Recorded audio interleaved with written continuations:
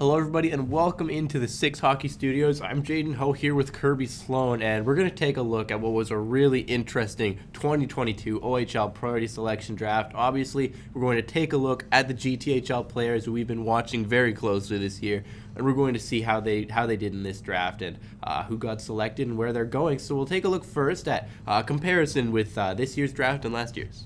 Yeah, I mean, this is a really different draft compared to last season. I mean, you see the earliest pick from the GTHL last season was third. That was Cameron Allen. This year, first overall, and that's Michael Misa. I mean, if we were going to talk about this year's draft class, it's just superstar level talent that they have this year. There's a leap to it. I mean, you go from third to first. The GTHL just really represented well this year. And a really big thing to note was the earliest goalie taken. Last season, you see 23, Joey Costanzo from the Ice Dogs. This year is 32nd overall, and that's Ryerson Leanders. But oddly enough, more goaltenders were taken this year than last year. That's 17 this year to last year's 10, noting that teams were maybe looking for goaltenders this year, but they didn't want to reach too soon. But definitely should be a standard to the goalies in this draft. A lot more drafted. Very interesting tactic. And like you were saying, some superstar level talent in this year's draft. Here we have the top 8 players selected. I mean, you look at the top of that list: Michael Misa, Malcolm Spence, some really talented players there. Who stood out for you from these top 8? Yeah, I mean, if we're talking about a steal, I think Sarnia got a steal in Porter Martone. This is a guy that we've been really high on all season. I think he can be a superstar level player. He's someone that I think might have been taken a little too low. I would have taken him a little bit sooner. But at the place he was drafted, he could be a huge come-up star for this Sarnia team and really help take them from the bottom of that conference.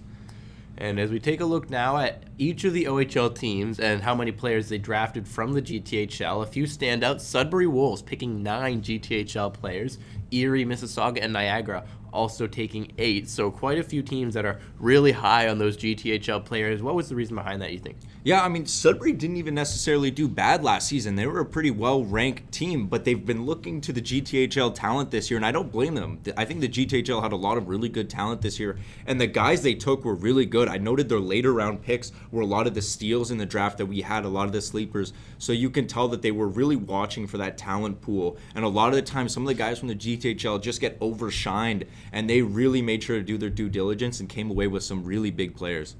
And we'll take a look at some of these players now as we look at all the players drafted by the Wolves. We got Kieran Walton with the first pick, the second rounder. He's a really skilled big body forward. Andrew Galton, we know he's one of the better goaltenders available in this draft. Connor Walton, Brady Wassink, Justin Huynh, Quinton Lyle, maybe a bit of a steal there. Joshua Colosimo, Braden Bruce, Finn Marshall. So a very talented draft class from the GTHL for the Sudbury Wolves. As we'll take a look now at the OHL standings.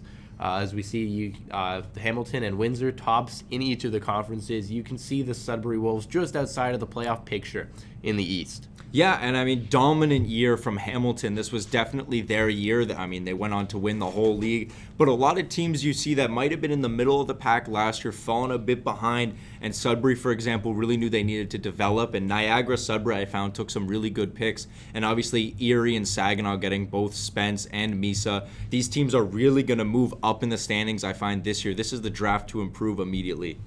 Yeah, I mean, players like Spence and Misa obviously are going to be game-breaking talents, those obviously coming from the Mississauga Senators. And speaking of the Senators and the Sudbury Wolves, Sudbury really liked the Senators in this year's draft. Yeah, they took a lot of our sleepers. I mean, you touched on it earlier. They took Quinton Lyle in the 8th round with the 163rd overall pick. This is a guy that I've really liked all season. I've loved watching his progression, the way he's played. He's a guy I think taking in the 8th is something that you're really going to notice 2 years down the road when he's really going to break out as a star. Sudbury's going to be very happy with that pick. Yeah, that's the kind of pick that you really want to have. A player who could break out and become a star in the 8th round is such a good opportunity for a team like Sudbury to pick up. And when you're building a team from the draft, you always want to start from the back end. Out here at the Six Hockey, we've been big on that all season long. You want to start in net, move up to defense, finish with the forwards, and some of these teams picked up some great goaltending talent. As we take a look at the goaltenders selected, who stood out for you from these picks? Yeah, there were a couple late goaltender picks that I was quite surprised by and I think got a steal. I mean, Paolo Frasca going in the 11th to Windsor was a bit of a sleeper pick for me. We we really liked Paolo Frasca all year. He made some really stellar saves, especially in the OHL Cup. You saw him play really, really well. And so for him to go that late was a little confusing for us originally, but that's a really huge pick. And then you have some of the other guys like Carter George that went a little bit earlier. Both the goalies from the Kings, Logan Kennedy, Landon Miller. These were guys that we really liked and were taken early on. Landon Miller obviously in the second. But I think this year's draft class in terms of goaltenders was very deep, and that's why you saw 17 of them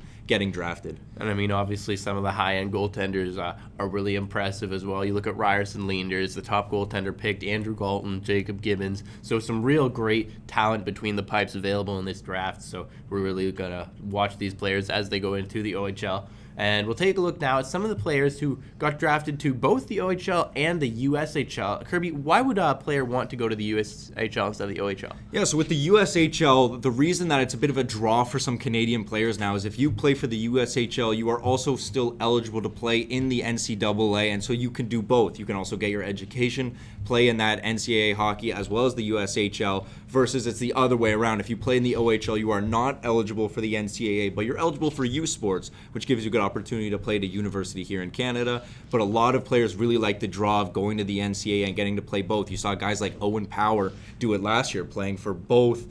He played for Michigan at the university and also in the USHL, and it really does work out for them in the long run. So it's definitely not a bad decision to go there, but you definitely notice the difference in picks. A lot of these guys were picked a lot higher in OHL draft versus the USHL draft, and that's mostly because I think the USHL teams know that it's a bit of a risk picking these guys. There's not a good chance they'll go to the league, but you might as well take the shot. If you have a pick in the 17th round and you see a guy like Sam Dickinson, you might as well take that shot. Yeah, and we'll look through the players now. Sam Dickinson, Caden Kelly, Riley Patterson, Jay Feldberg, and Andoni Femus, all of the players drafted from the GTHL to both the OHL and the USHL. And some of those players are, late round picks, and teams are always trying to squeeze as much value as they can out of those late round picks. And we'll take a look now at a couple of the players who we think might be the best late round value picks in this draft. Yeah, our first overall one is Jonathan Morello from the Marlies. I mean, he was just a bit of a sleeper for us. Surprising to see him go in the 13th round. I mean, offensively, he was the anchor for that team. You notice he can create and produce on offense in more than one way. Very creative player, good at changing gears from offense and defense. And I really liked his skating movements with the puck. It feels very comfortable, very natural to him. And I think that sort of raw talent can translate into the OHL fairly quickly. And I was just surprised to see go in the 13th. Yeah, another player who we thought might have been a bit of a sleeper pick who fell in the draft, Dylan Woods from the majors. A really steady defenseman. He's, really good at exiting the zone, jumping in on the rush with or without the puck. And he's just one of those really good offensive defensemen who can contribute for his team in both ends of the ice. He plays a physical game. He's hard on pucks. He battles hard in corners. So another player who I think could translate pretty quickly into the OHL. He might be maybe a bit of a project, has a couple of kinks to work on in his game, but if he works those out, he could be a really good player at that next level. So check out those players in a couple of years, see how they've done in the OHL. Obviously, we're rooting for all of these players to have successful OHL careers and successful professional hockey careers going forward. So thank you so much for joining us as we take a look back at what was a really, really fascinating OHL draft. I'm Jaden Ho for Kirby, Sloan, and everybody else here at the Six Hockey. We'll see you next time.